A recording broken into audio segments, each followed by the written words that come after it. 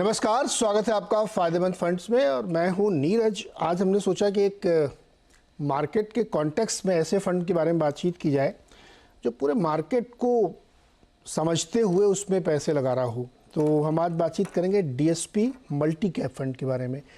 तो multi cap नाम से आप थोड़ा समझ रहे होंगे कि पूरा मार्केट ही उनके लिए होता है, लेकिन इस वक्त जो मार्केट का टेक्सचर है उसको लेकर के भी बहुत सारे सवाल मन में आते हैं। एक तरफ बड़ी तेज़ी चल रही है और दूसरी तरफ बहुत सारे ऐसे इवेंट्स लाइंड अप हैं ग्लोबली जो हमारे मार्केट को इम्पैक्ट कर सकते हैं। तो एक मल्टी कैप स्ट्रेटजी बढ़िया स्ट्रेटजी हो सकती है क्या इस वक्त? क्योंकि आप हो सकता है कि कुछ लोग कहेंगे मिड कैप बहुत महंगे हैं, स्मॉल कैप बहुत महंगे हैं, सेक्टोरल चर्निंग बहुत हो रही है। तो ऐसे में एक ऐसी स्ट्रेटजी होनी चाहिए जहाँ पे आपको इन सारी चीज़ों का फ़ायदा मिल सके और कोई एक बेहतर व्यक्ति इसको मैनेज करे। तो चिराग दागली से बेहतर कोई नहीं हो सकता, क्योंकि वो इस फंड को बहुत समय से मैनेज करें। ये तो नया फंड है, लेकिन और बहुत सारे फंड कह रहे हैं और इस फंड ने अपने इंसेप्शन से अब तक बहुत ही बेहतरीन प्रदर्शन किया है। चिराग सर, बहुत बहुत स्वागत है आपका। नमस्कार, thank you so much for having. तो चिराग जी, हम लोग पहले मल्टी कैप में डीप डाइव करें, उससे पहले थोड़ा मार्केट में डाइव करना चाहिए, है ना? क्योंकि जहाँ पे जिस पूल में आप लोग खेलते हैं, पहले उस पूल का अंदाज़ा लगा लें। तो आपको इस वक्त कैसा लग रहा है मार्केट? देखिए, मार्केट में अपॉर्चुनिटीज खूब है। मार्केट ने बहुत अच्छा किया है। मार्केट का कॉन्स्ट्रक्ट क्या रहा है, पिछले 18 महीने में बहुत पैसा बना है। एसएमईज ने स्मॉल कैप से अच्छा किया है, मिड कैप्स से ज्यादा अच्छा स्मॉल कैप्स ने किया है और लार्ज कैप सबसे अंडर परफॉर्मर रहे हैं। तो ये मार्केट का कंस्ट्रक्ट है। इंडिया में बहुत ब्रॉड बेस्ड रैली रही है, वेरी डिफरेंट देन जो हमने ग्लोबली देखे। जैसे यूएस में अगर आप देखें तो कुछ गिने चुने ऊपर की जो 7-8 टेक्नोलॉजी की कंपनीज है वही चली है। इंडिया में ऑन द अदर हैंड बहुत ब्रॉड बेस्ड रैली रही है। ये जो टेक्सचर है मार्केट का, ये मुझे लगता है ये रहेगा। क्या इतने ही रिटर्न जितने पिछले सालों में, पिछले 1 साल में या 18 महीने में बने हैं, क्या वही एक्सपेक्ट करनी चाहिए फ्यूचर में? ये शायद गलत एक्सपेक्टेशन होगी। लेकिन क्या हम बुल मार्केट में हैं? आंसर बहुत clearly yes, we are in a bull market. हो सकता है मार्केट कुछ समय के लिए ना चले, फ्लैट रहे, उसमें कोई बहुत बड़ी आफत नहीं आ जाएगी। पिछले 12-18 महीने में बहुत पैसा बना है। थोड़ा सा एक नॉर्मलाइजेशन जोन हो सकता है मार्केट में, लेकिन क्या उससे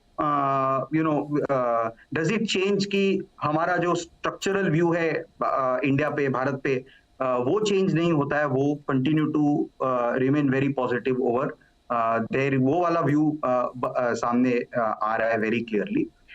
जो हमें ऐसा लग रहा है कि अपॉर्चुनिटीज कम हो रही है, ऐसा नहीं है। हमें एक्चुअली अपॉर्चुनिटीज दिख रही है across the board. It's just कि आपको ज्यादा डिग डीपर करना है, ज्यादा मेहनत करनी है। वही एक हमारी चैलेंज है। बाकी अदरवाइज आई थिंक मार्केट में अपॉर्चुनिटीज खूब है। चिराग, मुझे चूंकि हम लोग जो इस वक्त मार्केट में रोज बातचीत करते हैं बहुत सारे लोगों से, तो दो तरह के व्यू निकल के आते हैं। एक, जैसा आपने बिल्कुल सही कहा कि स्ट्रक्चरल बुल रन है, इस पे बहुत सारे लोग कहते हैं कोई डिबेट नहीं है। दूसरी तरफ लोग ये भी कहते हैं कि मार्केट उस जगह पहुंच गया जहां उस पर एक ठीक ठाक करेक्शन रिक्वायर्ड है। मीन वैल्यूएशन में अगर आप देखें तो 2008 में जब पीक बना था उससे भी ज़्यादा है। तो बहुत सारे इन्वेस्टर्स के मन में सवाल खड़े होते हैं। मैं सिंपली समझ जाता हूँ जब आप ये कहते हैं कि ये स्ट्रक्चरल बुल रन है, इस पर डिबेट नहीं है, नॉन नेगोशिएबल है। तो 2-3 क्या सिम्टम्स होते हैं जो इस धारणा को मजबूत करते हैं कि ये एक बहुत ही स्ट्रक्चरल बड़ा बुल रन है? छोटे करेक्शन तो आते रहेंगे, आने भी चाहिए उसमें। देखिए, एक तो ये जो ब्रॉड बेस्ड रैली रही है, ये बहुत बड़ा साइन है किसी भी अच्छे हेल्दी बुल रन का, कि सब कुछ थोड़ा थोड़ा अच्छा किया है। ऐसा नहीं है कि कुछ गिने चुने स्टॉक्स है जिन्होंने अच्छा किया है। जैसे आप पिछले हिस्टोरिक बबल्स देखेंगे तो कुछ एक सिलेक्ट पॉकेट से जो बहुत ज्यादा अच्छे चले, बाकी सारों ने कुछ किया ही नहीं है। आज के दिन वो सिनेरियो नहीं है। आज के दिन the market is very very broad based, the rally is very very broad based. So ये एक बहुत डिफरेंट वर्सेस द पास्ट वाली एंगल है। और मुझे लगता है कि जो हम देख रहे हैं, जो रिफॉर्म्स हम देख रहे हैं, जो अपॉर्चुनिटीज हम देख रहे हैं, ये तो बहुत क्लियर है कि आप अपने खुद के लाइफ में ही देख लीजिए, 15 साल पहले, 10 साल पहले, 5 साल पहले और आज अपने आप को कंपेयर करेंगे तो आप हर जगह थोड़ा थोड़ा बदलाव, थोड़ा थोड़ा चेंज देखेंगे। आप इंफ्रास्ट्रक्चर में देख लीजिए, कंजम्पशन पैटर्न्स में देख लीजिए, सर्विसेज अवेलेबल में देख लीजिए, हर जगह आपको वो बदलाव, वो चेंज दिखेगा। और इंटेंट जो है कि यहाँ से हमें और बेहतर करना है, वो इंटेंट आपको हर बिजनेस में, we meet a lot of companies, सभी कंपनीज में हमें दिख रहा है कि वो चेंज हमें यहाँ से और बेटर करना है, वो चेंज हमें दिख रहा है। सो आई थिंक ये बहुत इंपॉर्टेंट बात है कि कंपनीज भी आज जहां पर है वहां से और बेटर करना चाह रही है। कैपिटल इन्वेस्टमेंट करने में किसी को डर नहीं है, पीपल आर इन्वेस्टिंग, तो ये भी एक बहुत बड़ी बात है। और most important point, financialisation of savings, ये भी बहुत बड़ा एक इम्पोर्टेंट पॉइंट रहा है। एफआईआईज का इन्वेस्टमेंट थोड़ा कम रहा है इंडिया में, लेकिन डोमेस्टिक्स ने डोमेस्टिक म्यूचुअल फंड्स का पलड़ा थोड़ा भारी हुआ है ओवर द लास्ट 12-18 मंथ्स। लेकिन उसमें एक सिर्फ डेटा पॉइंट शेयर करता हूं कि अगर आप एमएससीआई इंडिया में, एमएससीआई इमर्जिंग मार्केट्स में इंडिया का कंट्रीब्यूशन देखें तो ये प्री कोविड हम 10% के आसपास थे। मतलब इमर्जिंग मार्केट की जो एमएससीआई की इंडेक्स है उसमें इंडिया की कंट्रीब्यूशन 10% थी, आज वो बढ़कर 20 हो गई। वही अगर आप चाइना देखें तो चाइना लगभग 34-35% के आसपास थी, वो आज कम होके 25 हो गई। तो इंडिया का कंट्रीब्यूशन इमर्जिंग वर्ल्ड में बढ़ा है, राइट, और इंडियंस ने उसमें पार्टिसिपेट किया है। एफआईआईज ने अभी तक पार्टिसिपेट इतना ज्यादा नहीं किया जितना हमें लगता है करना चाहिए था। सो दैट्स द ओनली, मतलब यही एक सोर पॉइंट है in some sense bull argument. Otherwise I think by and large ये तेजी का माहौल मुझे लगता है रहेगा, कंटिन्यू रहेगा। और एक इंटरेस्टिंग एक थॉट शेयर करता हूं। मान लीजिए 2 साल पहले अगर आप रशिया के वॉर से पहले अगर आप और मैं बात करते और मैं आपसे कहता कि रशिया में वॉर होगा, राइट, और क्रूड रशिया तो पूरी दुनिया में गैस और क्रूड बेचता है, तो आपकी फर्स्ट इंट्यूशन क्या होती? आपकी फर्स्ट इंट्यूशन होती कि यार मार्केट थोड़ा वीक हो जाएगा क्योंकि इंडिया तो इंपोर्टर है ऑयल का, राइट, क्रूड हम इंपोर्ट करते हैं तो हमें तकलीफ हो जाएगी, हमारा डेफिसिट बढ़ जाएगा and so on and so fourth. फिर अगर मैं उसमें और कहता कि नहीं, उसके 1 साल बाद इसराइल में एक और लड़ाई होगी, आप कहते अरे मिडिल ईस्ट में क्राइसिस, इससे तो ऑयल और ज्यादा तकलीफ में आ जाएगा और इंडिया और ज्यादा तकलीफ में होगा एज एन इकोनॉमी।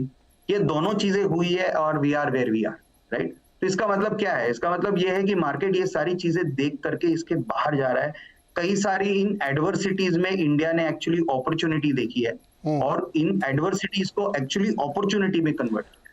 तो मुझे लगता है कि we have to give credit where it is due, और in that sense I think India ने काफी ठीक किया।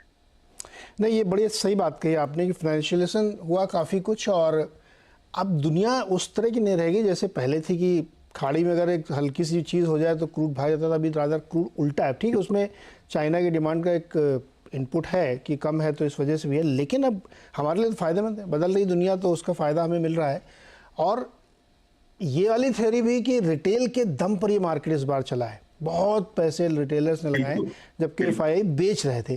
तो अब इसको कोई ये कह सकता है कि लिक्विडिटी के दम पे चल रहा है, कोई ये कह सकता है कि नहीं अब भारतीय मार्केट मैच्योर हो रहे हैं और वो ऐसे बड़े शॉकर्स के लिए तैयार है क्योंकि रिटेल पार्टिसिपेट कर रहा है। तो ये एक बहुत यूनिक पोजीशन है मार्केट की बुल रन के लिए या बुल स्ट्रक्चर के लिए। अब आते हैं फंड पे। आपके 6 महीने बढ़िया प्रदर्शन दिखाया आपने, आगे कैसा रहने वाला है?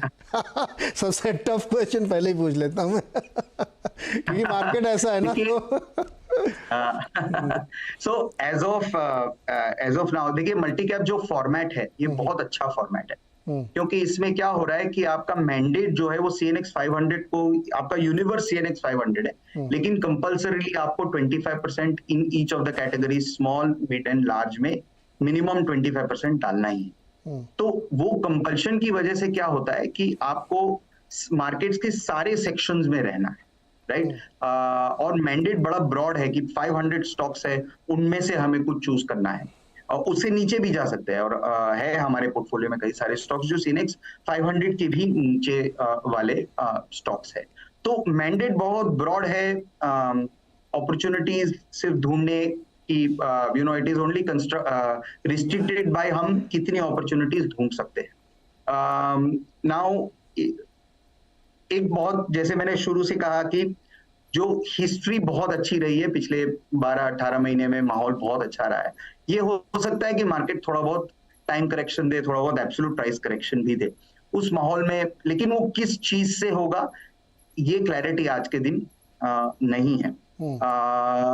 विल इट, क्या ये करेंसी मार्केट से आएगी मंदी, क्या ये डेट मार्केट से आएगी? पिछला जीएफसी डेट मार्केट से आया था, जीएफसी क्राइसिस जो 2008 में आई थी, 2012-13 में जो एनबीएफसी क्राइसिस थी वहां से आए, थोड़ी सी मंदी आई थी। इस बार ये मंदी कहाँ से आएगी ये हमें क्लैरिटी नहीं है, अगर आएगी तो। बट उससे क्या डर के रहना चाहिए ये सवाल है, राइट? मुझे नहीं लगता है, मुझे लगता है कि हो सकता है मार्केट करेक्शन थोड़ा बहुत हो जाए, टाइम करेक्शन हो जाए, लेकिन इस मार्केट में, जैसे हमारे एक कॉलीग ने बड़ा इंटरेस्टिंग बात बताया कि इस मार्केट में करेक्शन की राह देखते देखते लोगों ने ज्यादा पैसा तोड़ा है वर्सेस बिल्कुल सही बात है। तो ये मुझे लगता है कि इन्वेस्टर को अपने एलोकेशन पे बहुत ज्यादा ध्यान देना चाहिए, रादर देन कि मार्केट क्या करेगा। मार्केट लॉन्ग टर्म में अगर ठीक है तो मोटा मोटा आई थिंक ओवर टाइम आपका रिटर्न बन ही जाता है, नीरज। नहीं, किसी आपके कलीग ने जो बात की वो बहुत बड़े किसी राइटर ने भी कही है कि वो लोग ज़्यादा नुकसान करते हैं जो करेक्शन का इंतजार कर रहे हैं कि जब होगा तो मैं एंटर करूंगा, रादर कि आप इन्वेस्टेड हैं और करेक्शन को झेल लेते हैं। तो बहुत ज़्यादा इंतजार करने के चक्कर में भी आप पैसे नहीं बना पाते। मार्केट में इन्वेस्टेड रहने में ही ज़्यादा फ़ायदा होता। तो नो डाउट कि अब इतना चला है तो मार्केट, तो आपने कहा आपका यूनिवर्स 500 या उसके बियॉन्ड भी हो सकता है। कितने स्टॉक आप एक साथ रखते हैं और क्या अब आपको लग रहा है कि चर्निंग की ज़रूरत है? देखिए, पोर्टफोलियो में आज के दिन 60 स्टॉक्स है, काफी इवनली बैलेंस्ड पोर्टफोलियो है। अबाउट 27-28% लार्ज कैप में है, अबाउट 25% मिड कैप में है, और बैलेंस स्मॉल कैप में है। तो स्मॉल कैप की तरफ थोड़ा ज्यादा झुकाव है, वो चेंज भी हो सकता है डिपेंडिंग ऑन जहां पर आइडियाज आपके होंगी। तो ये बहुत क्लियरली आइडिया है कि अक्रॉस मल्टीपल जोन्स आपको मूव करना है डिपेंडिंग ऑन जहां पर मार्केट अपॉर्चुनिटी होगी। लेकिन एक इंटरेस्टिंग बात है पोर्टफोलियो के बारे में, करीब करीब 17-18% ऑफ द AUM जो हमारा है वो है CNX 500 में भी नहीं है वैसे वाले स्टॉक, ये उसके भी नीचे या फिर रिसेंटली IPO हुए होंगे वैसी वाली कंपनीज है जो CNX 500 के अंदर भी नहीं है। मतलब I want you to appreciate this point कि देश में जो 500 बड़ी कंपनियां ट्रेड हो रही है, हमारे वो ये 17-18 वैसे स्टॉक से जो उनके भी नीचे, राइट? तो ये आउट ऑफ द बेंचमार्क वाले वेट्स हैं, अच्छे बिजनेसेस हैं, छोटे बिजनेसेस है सही लेकिन अच्छे बिजनेसेस है। तो ये इंडिया में इसी तरह की अपॉर्चुनिटी ढूंढनी है कि जहां पे relatively unknown, better, good, less understood businesses है, और इंडिया में इस तरह की कई सारी अपॉर्चुनिटीज हमें दिख रही। तो चिराग, फिर ये बताइए कि जो आपने एलोकेशन किया लार्ज कैप में, खास तौर पे उसमें लार्ज कैप में जो लार्जेस्ट कैप है वो अंडर परफॉर्मर है, पिछले 2-3 सालों से कुछ नहीं कर नहीं रहा है। तो मन कभी कभी दुखी नहीं होता, यार यही तो एक सबसे बड़ी प्रॉब्लम बन गया है कुछ कर ही नहीं रहा है ये? नहीं, बिल्कुल बिल्कुल, थोड़ा बहुत I think private banks by and large underperform किए हैं। मुझे एक्चुअली वैल्यूएशन पे बड़ी सेफ्टी लगती है, और पोर्टफोलियो में सारा मिक्स होना चाहिए कि थोड़े अंडर परफॉर्मर्स भी रहे, थोड़े आउट परफॉर्मर्स भी रहे, क्योंकि हमेशा फॉरवर्ड लुकिंग रहना चाहिए। मार्केट हमेशा फॉरवर्ड लुकिंग रहता है।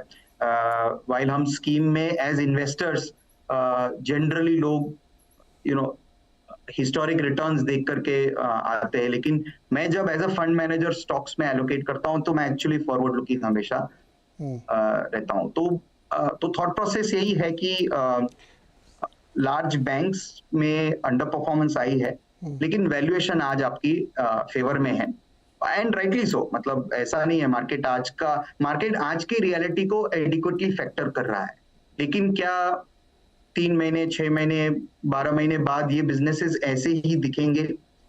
ये की सवाल है, और इसका जवाब अगर आप अलग मार्केट से अलग सोच रहे हो तो आई थिंक उसमें अपॉर्चुनिटी दिखेगी, और वैल्यूएशंस क्लियरली आपके फेवर में है आज के। यहाँ पे लेते हैं एक छोटा सा ब्रेक, और ब्रेक के बाद चिराग से ये समझने की कोशिश करेंगे कि कौन से सेक्टर है जहां पे उनकी अभी भी नजर है और कहां से वो दूर रहना पसंद करेंगे।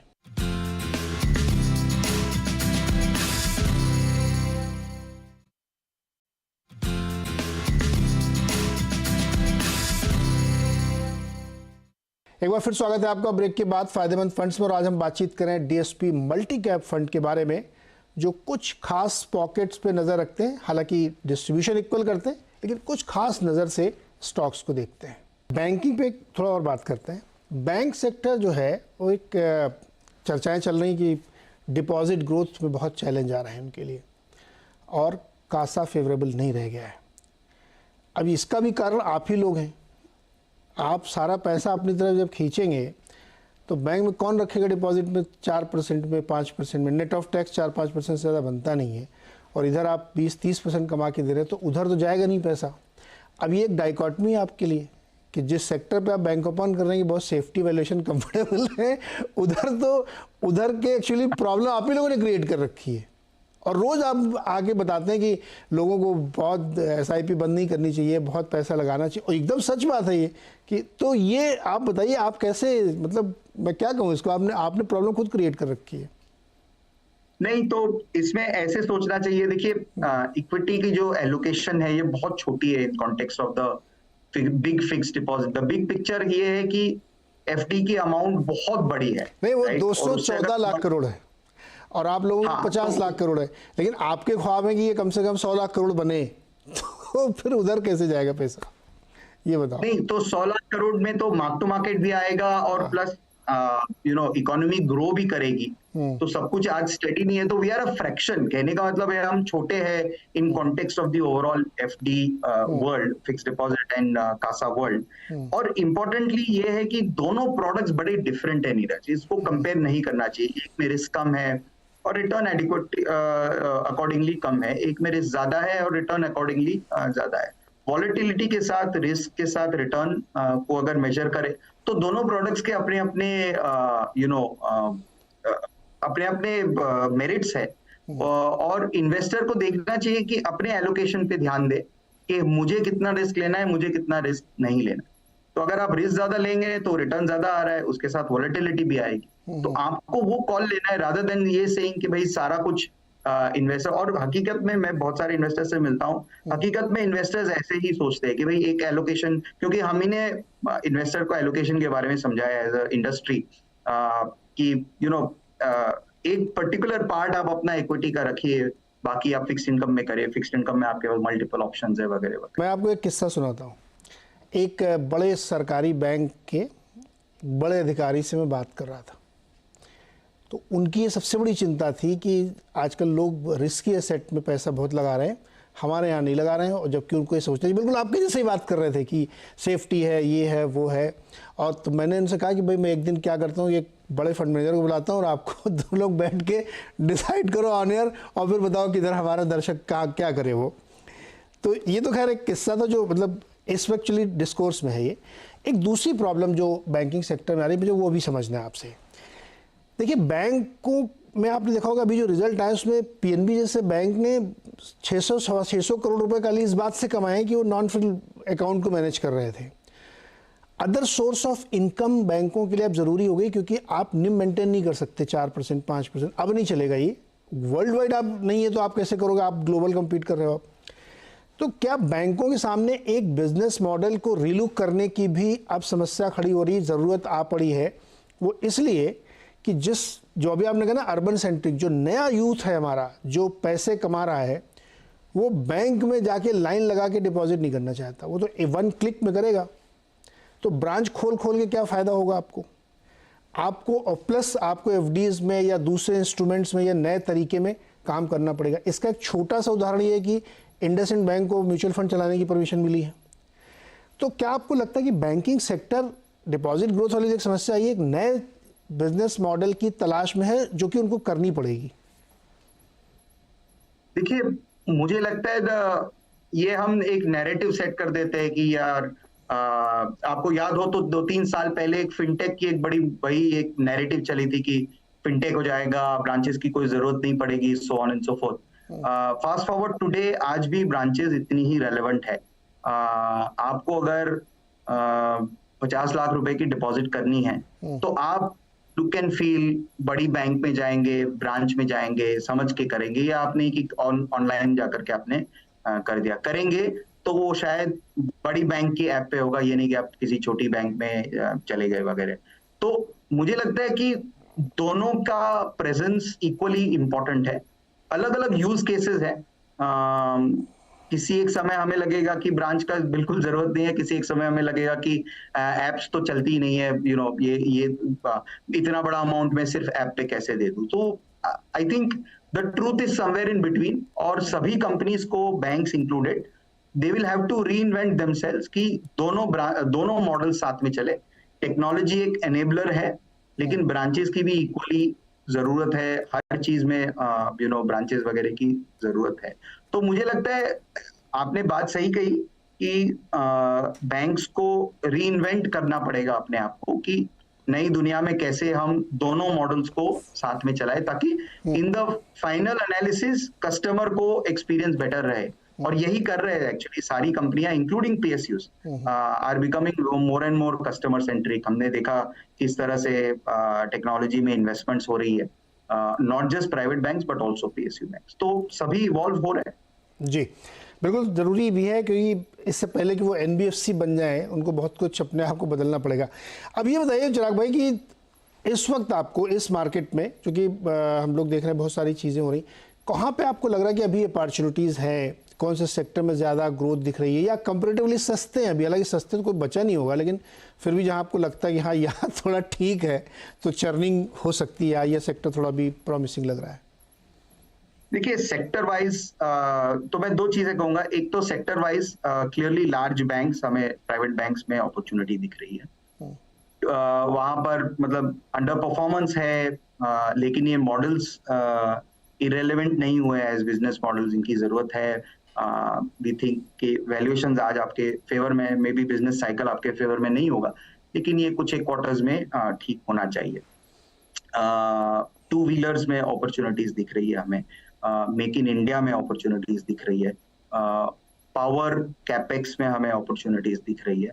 पावर कैपेक्स में हमारे पास मतलब 12-15 साल से अंडर इन्वेस्टमेंट रही है, अब वो वापस हो रहा है री-इन्वेस्टमेंट पूरा ग्रिड में, not just in India, globally भी ग्रिड में पूरा री इन्वेस्ट हो रहा है। हमने सालों तक इन्वेस्टमेंट्स नहीं करी है फॉसिल पावर्स में, तो वहां पर एक अपॉर्चुनिटी है कि जहां पर आपने देखा होगा एनटीपीसी ने अपना गाइडेंस दिया कैपेक्स का, अगले 10 साल में कितना, अगले 7-8 साल में कितना कैपेक्स करेंगे। तो इट्स अ बिग नंबर। तो इस तरह का कैपेक्स होगा तो क्लियरली वहां पर हमें अपॉर्चुनिटी दिख रही है। दूसरी एक जगह जहां पर अपॉर्चुनिटी दिख रही है वो है मेक इन इंडिया। हालांकि मेक इन इंडिया में सब कुछ ही नहीं होगा जो चलेगा, लेकिन सिलेक्ट अपॉर्चुनिटीज है जहां पर मेक इन इंडिया में कॉर्पोरेट्स एक्चुअली इन्वेस्ट कर रहे हैं, कैपेक्स कर रहे हैं वगैरह। तो वो एक बहुत बड़ी अपॉर्चुनिटी हमें दिख रही है। एक अपॉर्चुनिटी हमें रूरल रिकवरी में दिख रही है। 2 साल से बारिश फेल हुई है, एंड इलेक्शंस के तुरंत बाद तीनों चीजें हुई है। एक तो 2 साल से वैसे बेसिकली एग्री कमोडिटीज में इन्फ्लेशन भी बहुत कम रही थी, उस वजह से रूरल इकोनॉमी थोड़ा सा डाउन ट्रेंड पे थी। 2 साल में रूरल कंजम्पशन डाउन ट्रेंड पे था। ये तीनों चीजें फिक्स हो चुकी है। अब पोस्ट इलेक्शंस गवर्नमेंट ने रूरल में पैसा देना शुरू किया है, बारिश ठीक हो गई है, और अभी थोड़ा थोड़ा हल्का हल्का सा इन्फ्लेशन भी वापस आ रहा है। तो तीनों चीजें ठीक हो गई है तो रूरल इकोनॉमी आई थिंक वापस आएगी, whether it is rural consumption या रूरल इकोनॉमी के रिलेटेड जो स्टॉक्स है वो भी हमें लग रहा है अपॉर्चुनिटी वहां पर है। और ये आज से नहीं, मतलब हमें 6 महीने से लग रहा है कि रूरल बॉटम आउट हो चुका है। FMCG companies, two wheeler companies की भी कमेंट्री में मोटा वही निकल के आ रहा है कि रूरल इकोनॉमी बॉटम है। तो ये कुछ एक थीम्स है, कुछ एक सेक्टर्स है जहां पे हमें लग रहा है अपॉर्चुनिटी है। ओके चिराग, एक लास्ट क्वेश्चन, क्या इस जो आपने अभी एनालाइज किया इसके अंदर ये भी शामिल है कि मिड और स्मॉल कैप से थोड़ा सा शिफ्ट अब लार्ज कैप की तरफ कर लेना चाहिए? देखिए, मुझे मुझे लगता है स्मॉल कैप का यूनिवर्स बहुत बड़ा है और अपॉर्चुनिटीज कई सारी है। लार्ज कैप में भी अपॉर्चुनिटीज है, mid cap is where I am struggling with. तो क्या है, हम टिपिकली स्मॉल और मिड को एक कोने में डाल देते हैं, लार्ज को एक कोने में डाल देते हैं, लेकिन मतलब मेरा स्ट्रगल आज के दिन मिड कैप में थोड़ा ज्यादा है, बिकॉज वहां पर क्या है, द यूनिवर्स इज रिस्ट्रिक्टेड और to 150 names and so struggle actually mid caps में है rather than small or on the larger caps। ये मेरे लगता है सबसे बड़ी बात आपने कही, क्योंकि बहुत सारे लोग मिड और स्मॉल के खिलाफ बहुत बोलते हैं, मैं उनसे सहमत नहीं होता हूँ, क्योंकि वो यूनिवर्स बहुत बड़ा है। ये एक तरह से मुझे लगता है जातिवाद चल रहा है मार्केट में, कि ये छोटे हैं तो इसलिए इनको बढ़ने की इजाज़त नहीं है। अरे भाई, वो अर्निंग करने के दे रहे हैं तो फिर उनको तो ग्रो करना ही चाहिए। तो चिराग, मैं एक बात बोलता हूँ, जी जी, चेंज इंडिया में स्मॉल कैप्स में ही हो रहा है, राइट? देश बदल रहा है तो छोटी कंपनियां बड़ी होंगी तो अपॉर्चुनिटी तो वहां पर है। एब्सोल्युटली, ये समझने की जरूरत है। देखिए, बायस नहीं होना चाहिए। अगर ब्रॉड रैली हो रही है और देश बदल रहा है तो फिर छोटी छोटी कंपनियां ही आगे आई, वही फिर मिड कैप बनेंगी, फिर वही लार्ज कैप बनेगी। ऐसा नहीं हो सकता कि जो 100 साल से है तो वही सब बढ़िया धंधा कर रहे हैं, ऐसा कुछ नहीं है। तो थोड़ा ओपन माइंडेड से खुलना चाहिए। मुझे अच्छा लगा आपने इस पॉइंट को टच किया और बड़े अच्छे से एक्सप्लेन किया। चिराग भाई, बहुत बहुत शुक्रिया जुड़ने के लिए और एक्सप्लेन करने के लिए कि इस वक्त मार्केट में स्ट्रेटजी क्या है और टीएसपी मल्टी कैप फंड की क्या स्ट्रेटजी है। बहुत बहुत शुक्रिया हमारे साथ जुड़ने के लिए। Thank you so much. तो इस हफ्ते के लिए इतना ही। अगले हफ्ते एक और नए फंड मैनेजर, एक और नए फंड से आपकी बातचीत होगी। तब तक के लिए नमस्कार।